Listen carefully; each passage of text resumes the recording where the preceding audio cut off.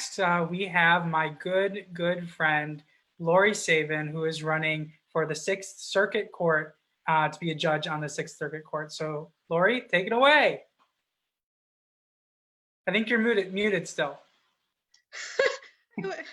Hi, everyone. Thank you so much, Noah. This is LORIE SAVIN here, and I am a candidate for the open seat on the 6th Circuit Court in Oakland County, so that serves all of Oakland County. I was so focused on starting my timer because I'm trying to make sure I don't blow the time limit that I forgot to unmute myself. So I apologize there for that little hiccup. I am a candidate for the Oakland County Circuit Court race this year because of the values that I was raised with. From a little girl, my family imposed certain values that I'm sure many of your members also were raised with, which family is your foundation, and they are the ones that raise you, and not just your immediate household, but your extended family.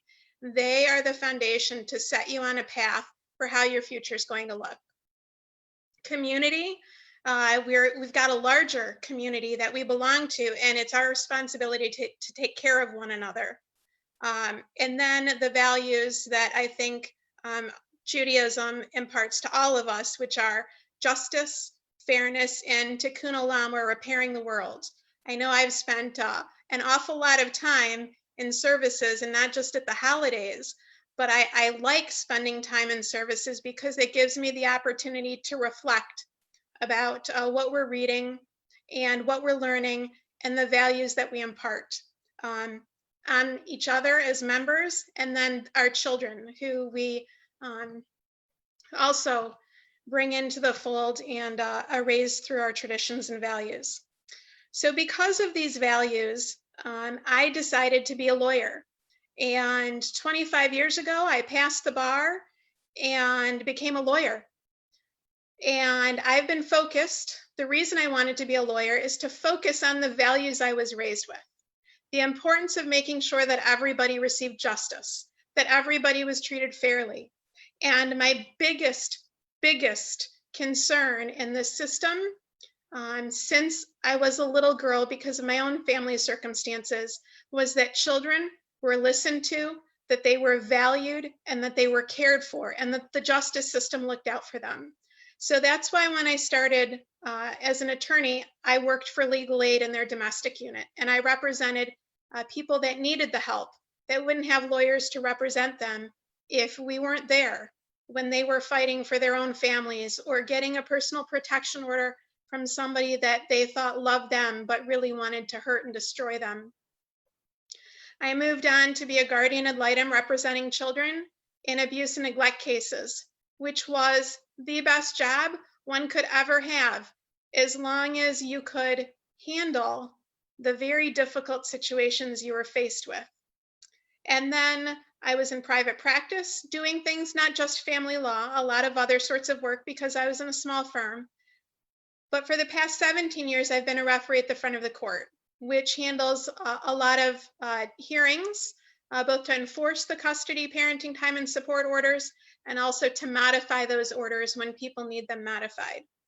And I'm asking you to support me and to vote for me, not just because of what I say I've done or what I say I will do, but to look at what I've done and what I continue to do and what I promise I will do in the future. And I'm going to tell you two brief stories that look from somebody else's perspective than my own to support that evidence, because I'm a lawyer and that's how I do. I want to support the statement with evidence. So part of my job is to enforce child support. And I see an awful lot of people that are having difficulties making their support payments. Some of them choose not to when they really could, but the tougher cases are the people that really struggle. Whatever's going on in their life, they just can't get their act together and get their child support paid. And I want to share with you briefly the story of a fellow that I have been seeing. I've been there 17 years, and I've definitely been seeing him for at least the past 10. On a regular basis, sometimes on a monthly basis. I didn't understand that the reason he had such a difficult time holding a job and he worked so many side jobs and cash jobs until he ended up having a medical emergency was that he was an alcoholic. And the problems he was suffering and the reason he couldn't hold his jobs was because of his alcoholism. That came to light after he ended up having a stroke from the severity of his disease. After that, we continued to work together as he rehabilitated to try and get his life together. Now, I hold people accountable, and I never let him make excuses. And I'd call him out when he was telling me an excuse, and he knew that he was telling me an excuse. But it got to the point where he was getting better and doing better and making some regular payments, which was great. And then he ran into new problems. He developed cancer. Now, he didn't realize that he had cancer. He knew something was wrong. He didn't really realize the seriousness of the cancer. And he's not a well-educated man. So he would bring in his medical records to me to show me that he wasn't making this up and to explain what was going on. And he told me that he had an appointment with the surgeon the next day after my enforcement hearing with him. And he was worried because he thinks they don't want to have surgery. And he's not sure if he's going to die if he doesn't have the surgery. And he's confused. Again, part of this is because of his lack of education. Well, I read the medical papers and I understood them well enough to know that this was really, really serious. So I asked him, is somebody going with you to your appointment tomorrow?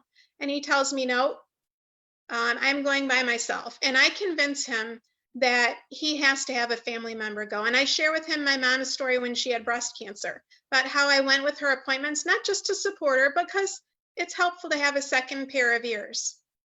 And so we stopped my hearing and I made him call his brother right there in front of me, his brother who'd come with him to court sometimes and helped him, sometimes paid his support for him. And we stopped my tape and we called his brother. And his brother said, of course I'm going to help my brother. Will you tell him, Mrs. Savin, that he needs to be honest and let people help? We want to help him. And you know what? That's what happened. We made an appointment for him to come back. He wanted to come back the week of my birthday because he remembered that his sister's birthday is the same day as my birthday. And I thought it was kind of weird and I wasn't sure what was going to happen with him medically, but I set that appointment date and he comes in with a birthday card and a balloon to thank me for not giving up on him and for holding him accountable and for making sure that his brother went with him to the doctors. Now that's not part of making sure he pays his support. That's about being human. And even though I held him accountable and he wasn't real proud of some of the things he's done in his life, because I treated him respectfully and was really just trying to help him and his family, he valued that. I don't think I've ever gotten a birthday card from somebody that I tried to get to pay money. Another short story, because I want to leave a couple minutes for questions, although I see how I'm doing. We have 2 minutes for questions. Okay.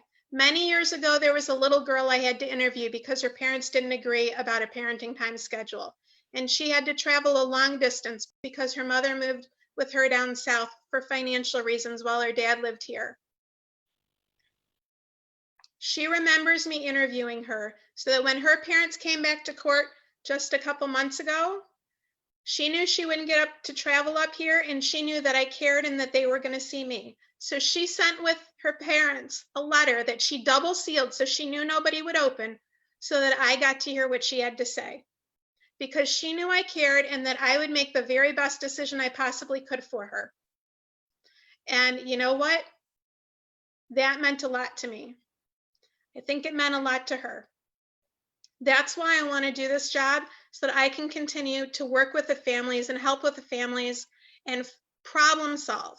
Because whether it's a criminal case where the consequence could be taking somebody away from their family or giving them services through a treatment court to keep them with their family, or in family court, it's the same thing. It's about justice, fairness, and preserving families.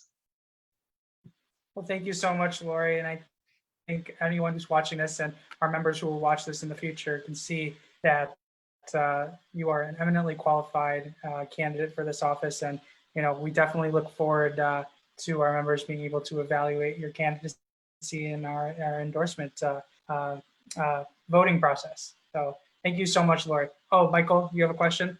Quick one? Hi, Lori. Attorney Mike Hi, Michael. Steinberg. Good to see you. Good to see I'm you glad to too. see my friend Tally's here tonight too, and my friend Dana. Good friends. Lori, you know, we've talked before. I'm a criminal defense lawyer and a board member of the Criminal Defense Attorneys of Michigan. The caseload in Oakland Circuit is 65% criminal at this time. I mean, it might even be more, we don't know. So you mentioned that you would like to, you know, about taking the family away or a person away from their family. My question is the other, because I do neglect work as well. You know, do you feel you can get above, because neglect work, a lot of times are at the hands of the, of a perpetrator and whatnot? Do you think you, what do you think you can do to balance out this? Because your career has been very much in helping families and whatnot. What do you think? Go ahead.